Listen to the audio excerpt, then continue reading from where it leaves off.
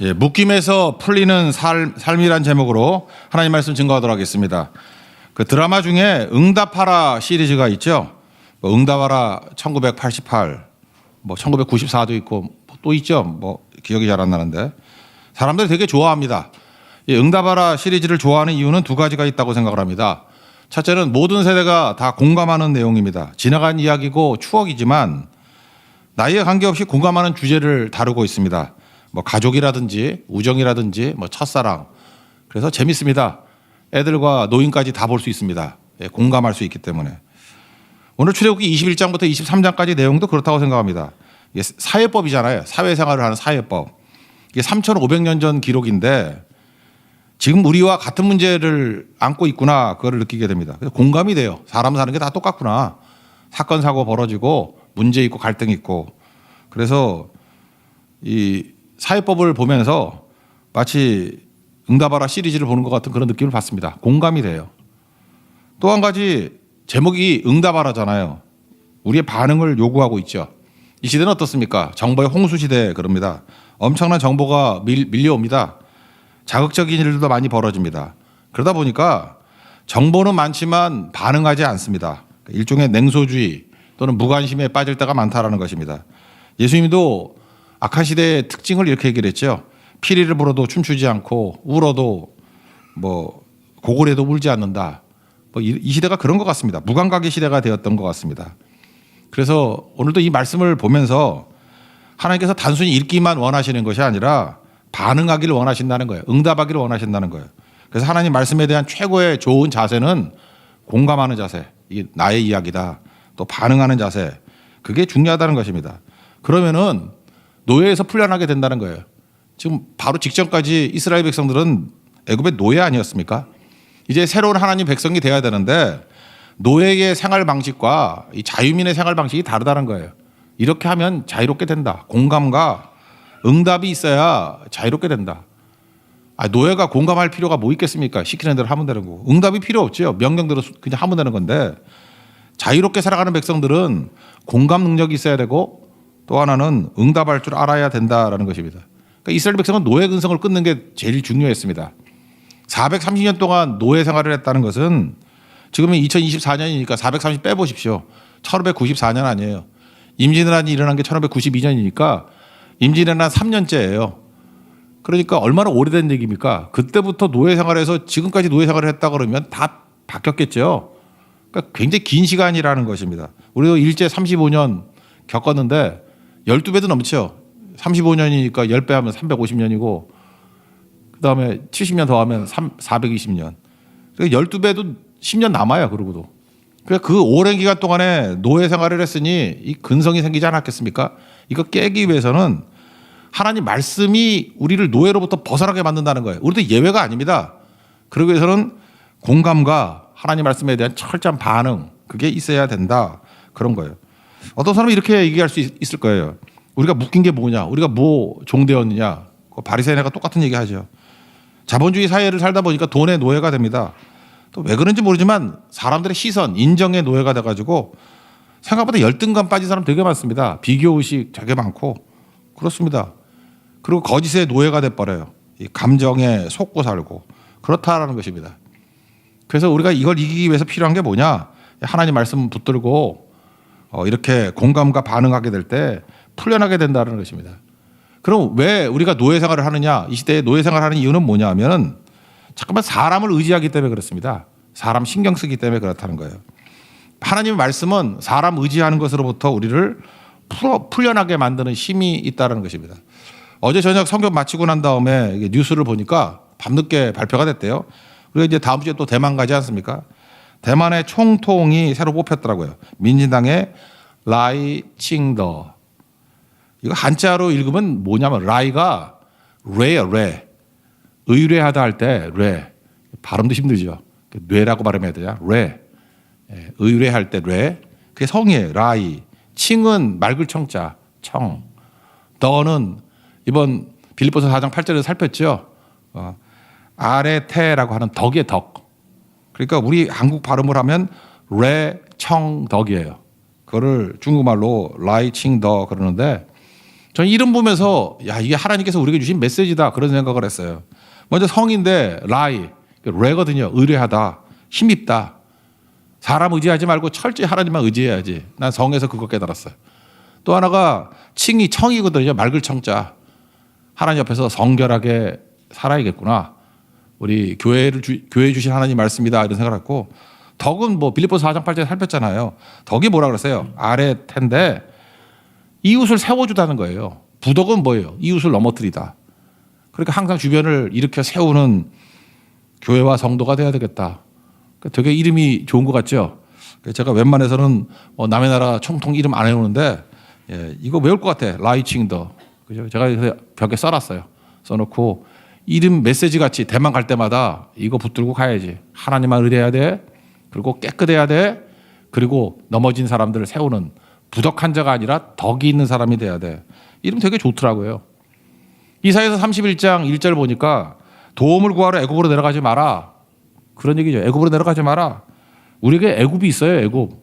이게 430년 노예 생활했으니까 애굽이 선진국 아니에요? 힘 있는 나라 아니에요? 그러니까 자꾸만 그거 의지하려고 그런다고. 애굽이 힘인 줄 알고. 근데 성경이 말하는 건 뭡니까? 애굽 의지하지 말고 하나님만 의지하라. 이게 굉장히 중요한 거죠. 사람 의지할 때 노예되는 겁니다. 사람 의지할 때 강한 게 아니고 오히려 약해진다라는 것입니다. 우리 믿음의 성경에 언제 있었죠? 믿음의 깊이가 깊어질 때를 보면은 내가 원하는 대로 안 되었을 때의 나의 반응을 통해서 성장합니다. 제 경험도 그렇고 많은 성도가 그런 것 같아요. 잠깐만 우리가 의지하는 것들이 있죠. 그러면 하나님이 사랑하는 백성들에게 의지하는 것들을 하나씩 이렇게 막아버려요. 떠나게 만들고. 그럼 우리는 어떡하나 그러잖아요. 왜냐 우리는 하나님만 의지한다 그러는데 실제로 말론 그렇지만 또 의지하는 게 있잖아요. 근데 그런 게 하나씩 떠나가게 되면은 소스라치게 놀라요. 이제 어떻게 살지? 근데 묘한 게 뭐냐 하면 그거 허상이라는 걸 깨닫게 돼요. 내가 의지했던 것들이 떠나가게 될 때 하나님만 더 의지하게 되거든요. 그래서 그 다음부터 도약과 기적이 나타난다니까요. 그런 것들이 있다라는 것입니다. 저도 목회를 하면서 뭐 이런 경험이 없었겠습니까? 굉장히 많은 경험이 있었는데 제가 이전 교회에 있을 때 초창기 때 그랬던 것 같아요. 교회 헌금을 엄청 하시는 분이 계셨어요. 그 엄청이라고 하는 것은 여러분 100명 합쳐놓은 것보다 더 많이 해요. 그거 더 될 거야 아마. 30년 전인데도 불구하고 11억을 했거든. 지금도 11억이 큰 돈인데 총 합친 액수가 3년 동안에. 그러니까 교회 가난한 교회니까 되게 힘이 되고 그랬다고요. 저도 알게 모르게 의지 안 한다고 내가 맨날 설교했거든요. 근데 의지한 것 같아. 의지 안 한다고 그랬는데 뭔가 이렇게 보험 들어오는 것 같기도 하고 그죠? 뭐 그런 것 같기도 좀 그런 게 있었던 것 같아요. 이분이 3년 있다가 떠났어요. 그때 홀가분하더라고요. 저는 솔직히 말해서 고맙기도 하고 홀가분도 했어요. 야 이제 하나님만 의지한다는 게 진짜 되겠구나. 그 다음부터 교회가 비약적으로 부흥했어요. 그렇다고 그분이 나쁜 분이란 게 아니에요. 그 의지 제가 느낀 게 뭐냐면 의지하면 떠나요. 여러분 인생도 그럴 거예요. 사람 의지하면 떠난다고. 그리고 하나님만 의지하게 되면 그때부터 도약이 일어나요. 아브라함도 그랬던 것 같아요. 하나님께서 내 본토 친척 아비 집을 떠나 내게 지시할 땅을 가라 그랬는데 아브라함이 의지했던 게 아버지 조카 롯 같아요. 그래서 창세기 11장에 한번 보십시오. 아버지 데라가 하란 땅에서 죽고 난 다음에 묵고 난 다음에 다시 출발하죠. 거기서 새로운 방향이 바뀌잖아요. 도약하잖아요. 그리고 끝까지 되게 조카 롯을 좋아했는가 봐요. 롯 데리고 다니다가 갈등이 일어나가지고 롯을 떠나보내고 난 다음에 비로소 하나님이 약속 더 크게 주시잖아요. 하늘의 별을 봐라 그러면서 동서남북 다 쳐다봐라 더한 거 준다. 그게 무슨 얘기입니까? 그 롯에게 묶여 있고 사실은 아버지 데라에게 묶여 있기 때문에 그렇다는 거죠. 그게 사람이 의지하는 거라고. 애굽이라고. 그거 떠나보내고 나면 허전한 것 같이 보이지만 그때부터 진짜 부흥이 있다고요. 아까 읽었던 이사야 31장 3절을 보니까 1절이 애굽 따라가지 말라 그러고 애굽은 사람이요 신이 아니다. 그들의 말들은 육체의 영이 아니다. 무슨 얘기입니까? 애굽은 의지할 대상 아니라는 거예요. 믿음의 대상 아니라는 거예요. 하나님을 의지해야 되고 하나님만 믿어야 된다. 그때부터 진짜 노예에서 벗어나서 자유민이 된다는 것입니다. 우리 성도들도 마찬가지라고 생각합니다. 여러분 하나님만 의지하십시오. 엉뚱한 거 의지하는 거 하나님께서 막으실지도 몰라요. 막을 거예요 아마. 그러면 그때 더 강해지는 겁니다. 제가 볼 때 100배는 강해질 거예요. 정리하면 말씀에 대한 공감과 반응이 있어야 노예 아닙니다. 신분이 변화가 되는 거고, 신분이 변화됨에도 불구하고 수준이 변화가 안 돼요. 계속 자유민인데 노예 같은 근성을 가지고 살아가요. 그때에 의지하는 것들이 하나씩 하나씩 막힐 때부터 진정한 하나님 백성으로 거듭나게 된다는 것입니다. 그러한 체험을 하는 우리 하나님의 거룩한 종 되기를 바랍니다. 그런 의미에서 오늘 두 가지를 살필 건데, 묶임에서 풀리는 삶이에요. 자유롭게 되는 삶. 그러면 이 말씀대로 이제 순종하고 나아가게 될 때 진짜 자유를 만끽하게 된다는 거예요. 하나님 백성의 능력을 만끽하게 된다. 뒷부분부터 먼저 살피면 28절부터 36절까지 내용인데, 소유주의 책임을 가지라는 거예요. 자유민이라는 것은 노예하고 다르다는 거예요. 우리는 소유주잖아요. 뭘 갖게 되죠. to have. 소유주의 책임을 가지라. 뭐 이걸 뭐 노블리스 오블리제 하는 뭐 가진 자의 책임, 그렇게도 번역할 수도 있겠는데 그건 너무 현대적인 얘기니까 하여튼 소유주의 책임을 가지라. 책임이라는 영어 단어가 뭡니까? responsibility죠. 이거 분철하면 두 단어가 합쳐진 거죠. response, 반응하다. 그리고 ability, 능력. 그러니까 책임감이 뭡니까? 어떤 것을 사소하게 보지 않고 무관심하지 않고 그것에 반응하는 능력이에요. 응답하는 능력, 응답하라잖아요. 응답하는 능력, 그게 책임감이라는 것입니다. 그러니까 종도로 사는 사람, 노예같이 사는 사람은 세상이 뭐가 됐든 나만 잘 먹고 잘 살면 돼. 무관심해요. 무책임합니다. 어떤 것에 대해서도 반응하지 않아요. 응답하지 않아요. 덕이 없죠. 그러니까 어떤 사람들이 넘어져 있다 그럴 때 이렇게 세울 생각을 하지 않습니다. 그래서 무슨 일을 하든지 이런 덕을 생각하라. 빌립보서 4장 8절에 나오잖아요. 덕. 이게 헬라 철학에서 되게 중요한 개념입니다. 아레테. 넘어진 자를 세워주는 거예요. 이게 관심이 없다고, 관심이. 그러니까 종이죠. 수준이 뭐 어떤 수준이든지 그게 멘탈리티는 종이에요. 노예라고. 근데 진정한 자유민은, 하나님 백성들은 책임을 갖는다는 것입니다. 하나님께 주신 거에 대한 책임, 소유주의 책임. 그래서 덕이 뭐예요? 이렇게 세운다. 그런 마음을 갖는다는 것입니다. 리더십 책 한번 읽어보십시오. 옛날에는 뭐 비전이 리더십에서 최고로 중요하다 그러는데 최근에 나온 책들을 보면 다 책임감이 일장이에요. 가장 중요한 게 책임감이다. 책임이 없으면 리더도 아니고 아무것도 아니라는 거예요. 리더 아니다라는 얘기가 뭐예요? 그 종이란 얘기지, 노예란 얘기지. 그러니까 책임감이 제일 중요하다는 것입니다. 아기 키우는 거 힘들죠. 베테랑 산부인과 간호사하고 뭐 나이 한 20대 초반 아주 어려서 아기 낳은 어린 엄마, 한 21살짜리가 엄마가 됐어. 누가 아이에 대해서 잘 알아요? 누가 기술이 있어야 키우는 기술은? 간호사가 더 있습니다. 누가 키워요? 엄마가 키운다고. 간호사는 스킬이 있어요. 근데 엄마는 책임감이 있어요. 잊지 말라고요. 스킬 있는 사람이 키우는 거 아닙니다. 책임감이 키우는 거예요. 그래서 책임감 없으면 아무것도 아니고, 책임감 없는 사람들은요, 유능한 반역자 될 가능성이 아주 큽니다. 책임감 목숨 거는 거예요. 그래서 리스판스하는 ability, 그게 책임감이다. 그거 붙들어야 된다는 것입니다. 그래서 28절부터 36절까지 얘기를 보면은 이제 너희들 노예가 아니니까 이제 소유하게 되잖아요. 재산도 있게 되잖아요. 소유할 정도의 자격을 가지려 그러면 책임감을 가져야 된다는 거예요. 이제 소나 양 이걸 소유하게 될 거 아닙니까? 그러면 이 소유물에 대해서 책임감이 뭐냐? 공부하라는 거예요. 공부. 소를 가졌으면 소가 어떤지 연구하고, 양을 가졌으면 양이 어떤지 연구하라. 그래서 잘 키우는 방법도 연구하고, 또 이놈들이 사고 칠 때 어떻게 사고 치는지를 예방 조치하는 것도 연구하라, 공부하라, 그런 얘기예요. 그래서 예를 하나 들어본다 그러면 소가 들이받는 버릇이 있는 소가 있대요. 그 못된 소죠. 그러면 그런 소에 대해서는 미리 예방 조치해야 되는 거 아니냐? 아니면은 뭐 배상을 하든지 뭐 죽여버리든지 그러라는 거예요. 29절 한번 읽어봅시다. 29절 시작. 소가 본래 받는 버릇이 있고 그 임자는 그로 말미암아 경고를 받았으되 단속하지 아니하여 남녀를 막론하고 받아 죽이면 그 소는 돌로 쳐 죽일 것이요 임자도 죽일 것이며. 그러니까 소유주는 노예가 아니다, 주인이다, 그런 거죠. 소유하는 능력은 뭐냐? 뭘 알아야 된다는 것입니다. 네가 옛날 노예였을 때는 시키는 일만 했지, 기계적으로 했지. 이제는 주인 된다는 게 뭔지 아냐? 공부해야 되는 거야, 연구해야 되는 거야, 조사해야 되는 거야. 그래야 주인돼. 깡통이면 주인 못 돼. 노예야. 그런 얘기죠. 그래서 여러분들 왜 공부하라 그래요? 종으로 살지 말라고. 모르면 종 돼요. 근데 알아야 될 거 아니에요. 배워야 될 거 아니에요. 하나님 말씀도 배우고 세상 학문도 배우고 연구하고 관찰하고 그게 필요하다라는 것입니다.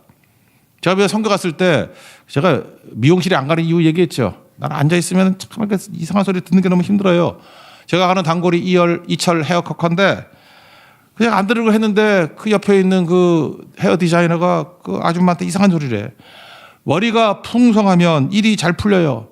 저는 머리카락이 없잖아요. 이게 저주 얘기지. 그래서 속으로 베드로같이 부인하고 아니야. 저 죽여버릴까 별 생각 다 했어요. 그죠? 머리카락이 아니라 마음이 풍성해야 돼. 신앙이 풍성해야 돼. 머리가 아니야. 머리숱이 아니야. 양이 아니야. 퀀티티가 아니라 퀄리티야. 퀄리티가 중요한 거지. 무슨 그 양으로 일해? 그거 아니죠. 너무 화가 났어요. 그죠? 화가 났다고. 그랬더니 또 우리 사모가 또 정보를 주대. 그 헤어 디자이너가 만만치 않은 여자래요. 그래서 뭐냐 그랬더니 그 설교 듣고 난 다음에 저한테 정보를 더 주더라고. 고객과 이렇게 대화를 나누잖아요. 그거 일 끝나고 난 다음에 컴퓨터에 다 입력한대. 그래서 거의 목회를 할 정도래. 그래서 다음에 가면은 그 사람하고 지난번에 무슨 얘기를 했는지를 다 안대요. 가족관계, 관심사, 애로사항, 영적 치유까지 다 해준대. 그러니까 공감과 반응이 있는 거죠. 그러니까 대가지. 그 원장한테만 사람이 몰리더라고. 나는 기분이 나쁘지만, 그죠? 잘 안 해줬어요. 그래서 그 원장님이 그 비싼 여자만 해주고 나같이 머리카락 돈 안 되는 사람은 밑에 있는 시다발이 시키고 참 게 문제죠, 그죠? 그러니까 이게 뭐예요? 제가 봐요. 세상도 똑같잖아요. 연구하잖아요. 공부하잖아요. 세상에서 제일 바보 같은 게 뭐냐면 자기가 책임받고 있는데 뭘 물어봐. 몰라. 자기가 책임받고 있는 사람이에요. 상황 몰라. 심지어 이름도 몰라. 그건 뭐냐면 혼날 일이 아니라 너 종이니? 노예니? 그거죠. 주인이 뭐예요? 주인이면 연구하고 책임지고 뭘 알아야 될 거 아니에요.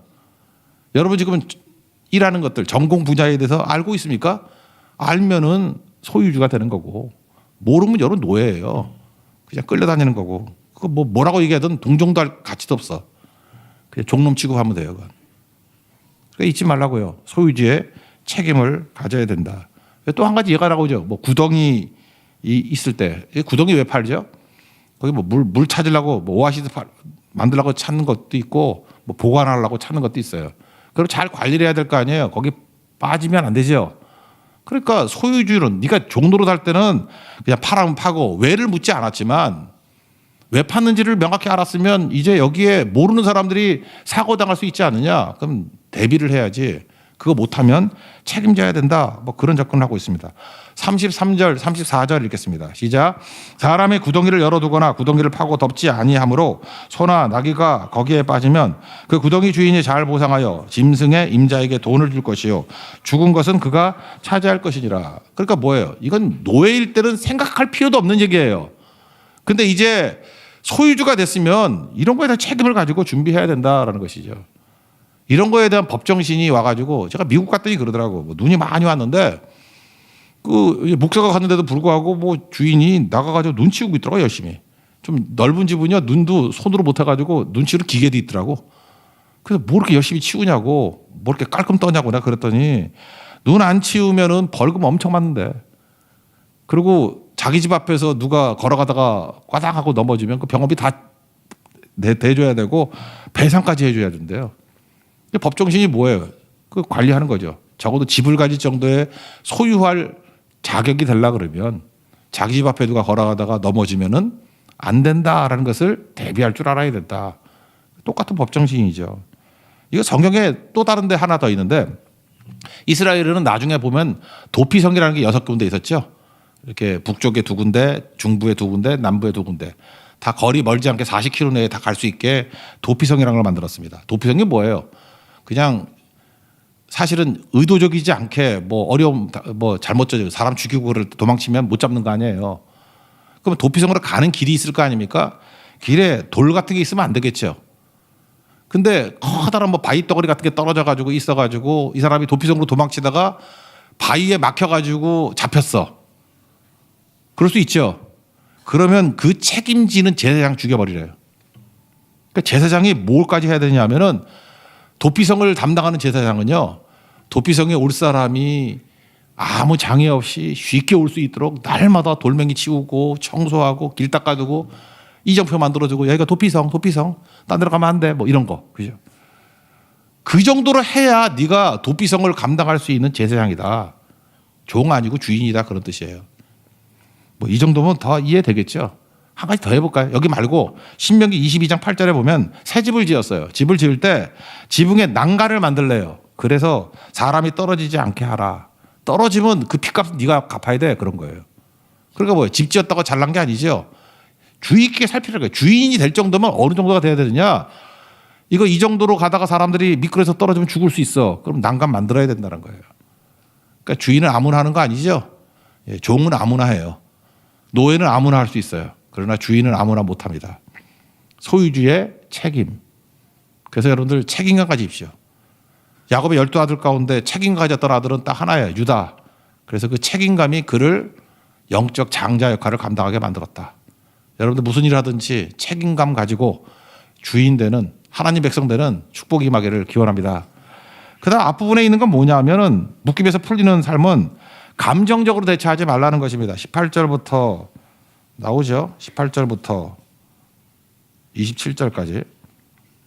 감정 절제하고 살라는 거예요. 우리도 너무 감정적인 사람들 있죠. 성질 나면 뭐 질러대고 막 멋대로 하고. 제한을 두라는 것입니다. 여기서 이제 동해보호법 이것만 읽어보죠. 이거 뭐 맨날 그 함무라비 법제 나온다 그래서 뭐 오해하는 부분 아니에요. 23절부터 25절 시작. 그러나 다른 애가 있으면 갚되 생명은 생명으로 눈은 눈으로 이는 이로 손은 손으로 발은 발로 된 것은 된 것으로 상하게 한 것은 상함으로 때린 것은 때림으로 갚을지니라. 이거 읽을 때 무슨 느낌 받습니까? 잔혹하다 그런 느낌 받죠. 잔혹한 게 아니에요. 지금 생각이 잔혹함이지. 이거는 보복을 제한하는 법이에요. 한번 생각해 보세요. 여러분 누가 싸우다가 여러분 누가 이렇게 딱 하다가 이빨이 하나 빠졌어. 그러면 여러분이 보복을 할 때 이빨을 하나만 뺄 것 같아? 이빨이 하나 빠지면 이게 이런 게 탁 쳐가지고 아예 옥수수를 털어버리지. 여러분 그러지 않아요? 절대로 하나를 뺐을 때 하나로 갚지 않아요. 더 갚지. 적어도 2개는 빼야지 직성이 풀리지. 그렇게 하지 말라는 거예요. 우리 인간의 죄성이 있기 때문에 네가 굳이 컨트롤이 안 되면 하나 뺐니? 하나만 빼. 넘어서면 안 돼. 그런 거죠. 제한을 두는 거죠. 그리고 회복이에요. 회복이 목적이라고요. 그래서 이거는 동해 보복법도 되지만 여기 많은 부분이 돈으로 해결해. 이게 제일 많아요. 돈으로.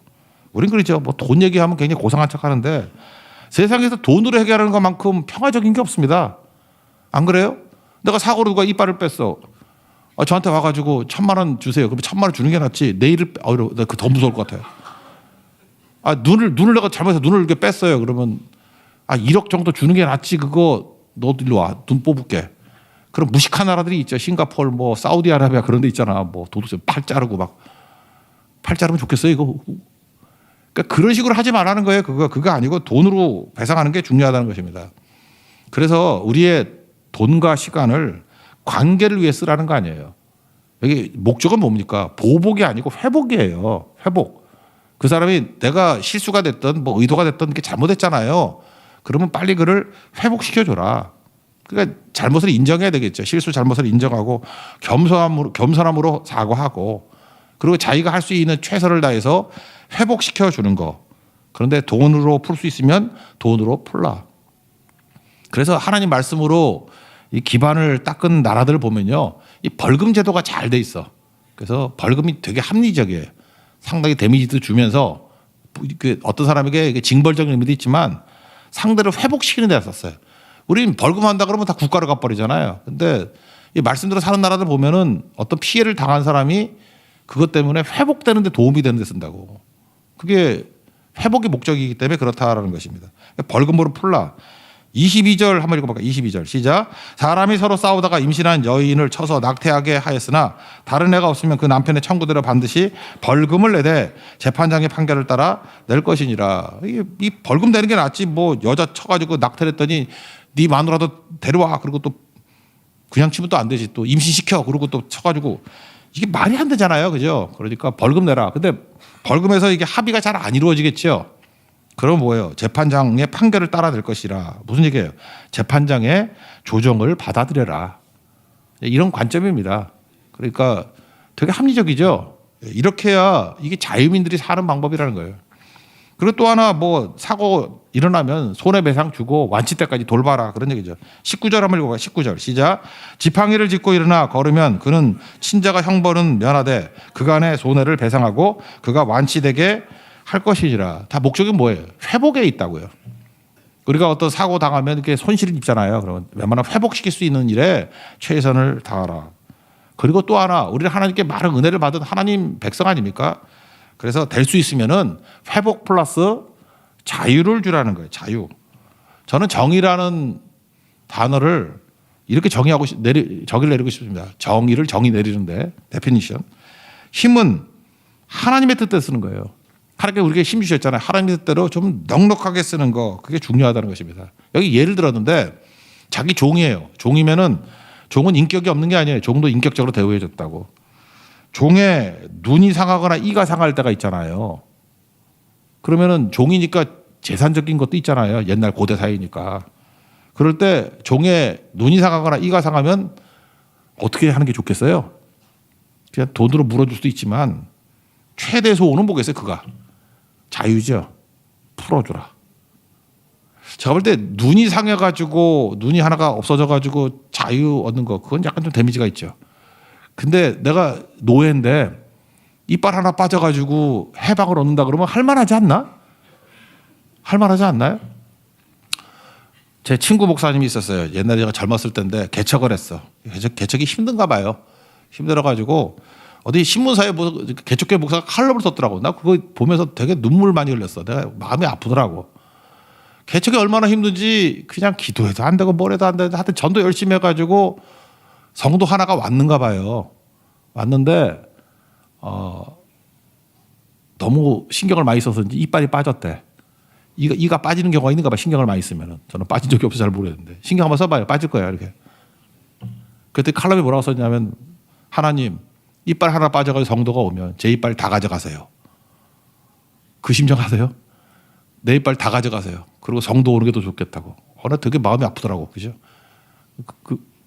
이빨이 더 안 빠져가지고 더 부응을 못했어요. 하여튼 그랬던 경험이 있거든요.